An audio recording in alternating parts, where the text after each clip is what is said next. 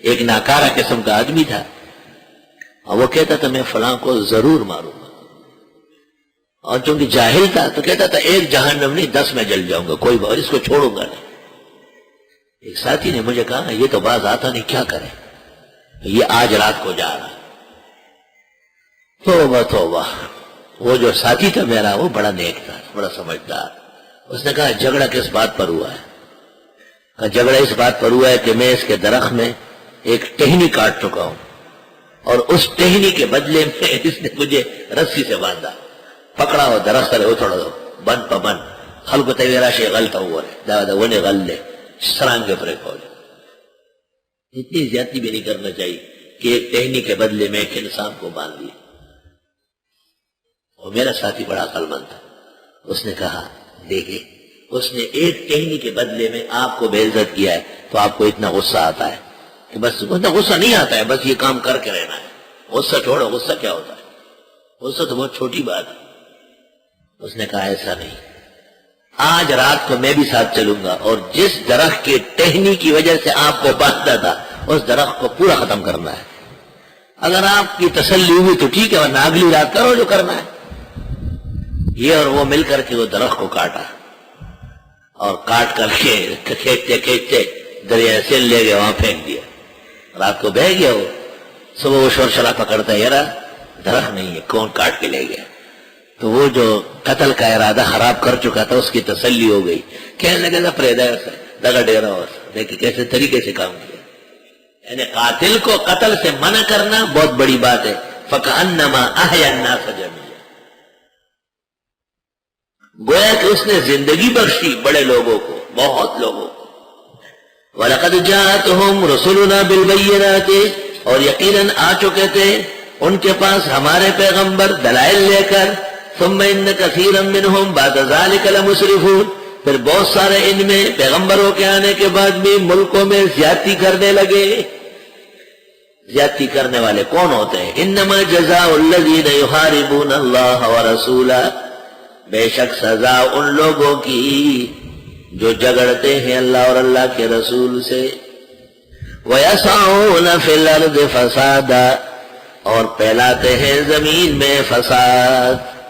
کیا سزا ہے؟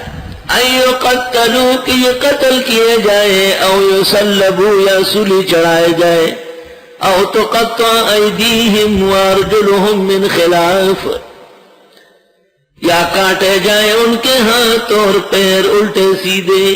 پشتو میں کہتے ہیں ارجل برجل، زمون بہت ہوتا الٹے سیدھے، یعنی دائیں ہاتھ اور بائیں ٹانگ۔ او ينفعوا من الارض، یا ان کو جلا وطن کیا جائے اپنے ملک سے، کنٹری آؤٹ، غیر پسندیدہ شخص قرار دے کر کے کراچی سے نکالے اسے۔ ذالک لہم خزی فی الدنیا، یہ ان کے لیے رسوائی ہے دنیا میں، ولہم فی الآخرت عذاب عظیم، اور ان کے لیے آخرت میں بڑا عذاب ہوگا۔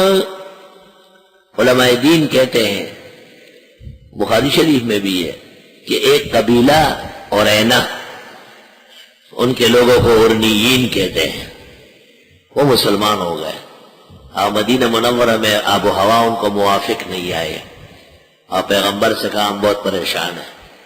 آپ نے ان کو کہا کہ جاؤ باہر صدقے کے اونٹ چر رہے ہیں، ان کا دودھ پیو۔ انہوں نے غلط سمجھا، یا یہ کہ پیغمبر نے بطور وحی کے علاج کے طور پر جیسے مستر کے لیے خنزیر کو جائز کر دیا گیا، کہہ دیا گیا کہ اشربوا من البانہا و ابوالہا۔ ابوال کا لفظ یا علاجن استشفاعن بالوحی ہے، اور یا یہ کہ یہ مدرج من الراوی ہے، عربوں میں پیشاب پینے کا روایت تھا جانوروں کا، پانی بہت کم ہے وہاں، اب تو ماشاءاللہ پوری دنیا سے زیادہ پانی ہے وہاں۔ کچھ دنوں بعد ٹھیک تو ہو گئے، لیکن جانوروں کو چرا کے لے گئے، مرتد ہو گئے۔ ابو ذر غفاری رضی اللہ عنہ کا بیٹا مقرر تھا چرانے پہ، اس کو بھی مارا، اور ان کی اہلیہ جو وہاں ساتھ رہتی تھی دش میں، اس کو اغوا کے لے گئے۔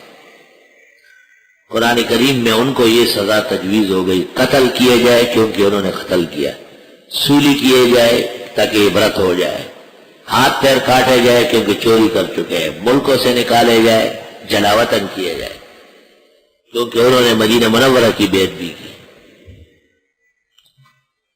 کہتے ہیں کہ اختیار ہے بادشاہ کو۔ وفی ظاہر الروایہ ان الامام مخیر ان شاء اکتفا بذالک و ان شاء جمع۔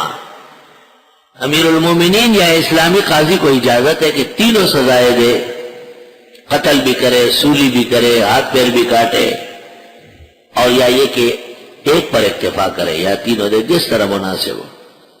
بعض کہتے ہیں کہ اگر قتل کیا تو قتل، اور اگر کسی کو مارا اور ہاتھ پیر کاٹے تو ان کے ہاتھ تو سولی کر دیے جائے، اور اگر صرف چوری کی تو ہاتھ پیر کاٹے جائے، اور اگر خوف پھیلایا ہے تو جلاوطن کیا جائے۔ تفسیر روح المانی پارہ 6 صفحہ 119۔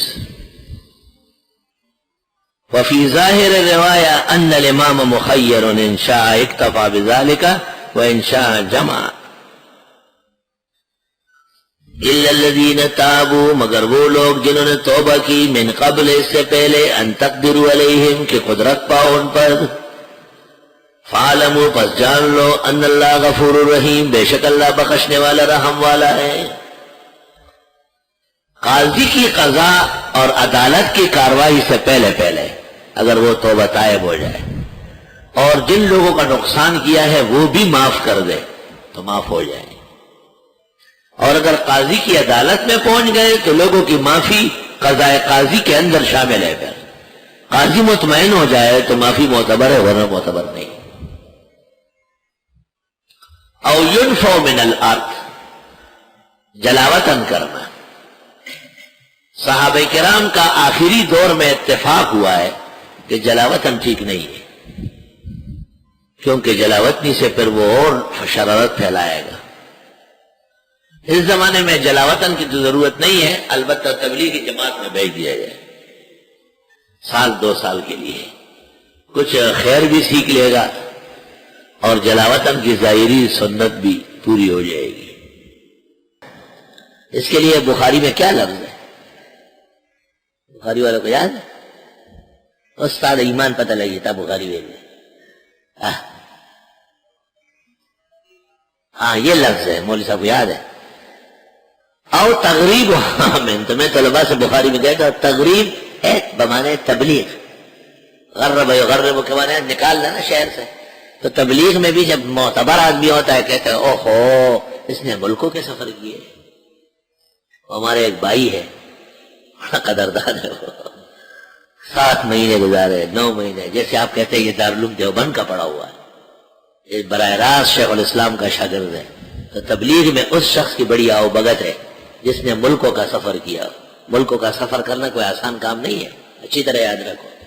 آپ ذرا ایک رات مدنی مسجد میں گزار کے آ جائیں، کسی شہر کی مسجد بہترین، آپ ذرا سکر اور حیدرآباد میں 1 ہفتہ لگا کے آئیے، آپ 1 مہینے کے لیے پشاور اور گلگت اور چترال چلے جائیں، سہل سا جڑی، یقیناً مشقت ہے، اور مقصد کیا ہے ان کا؟ نہ تعلقات پیدا کرنا ہے، نہ وہاں چندہ کرنا ہے، نہ کوئی چیز لینی دینی ہے، خالص دین پہنچانا ہے، مشقت بہت زیادہ ہے۔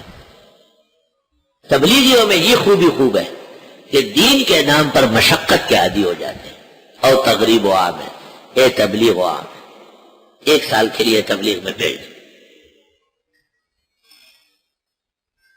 حضرت شیخ الحدیث مولانا محمد زکریا سہارنپوری نے تبلیغیوں کی جمعرات 3 دن، 10 دن، 20 دن، 40 دن، 4 مہینے، 1 سال، یہ حافظ الحدیث مولانا عبداللہ درخواستی سے پتہ کیا تھا۔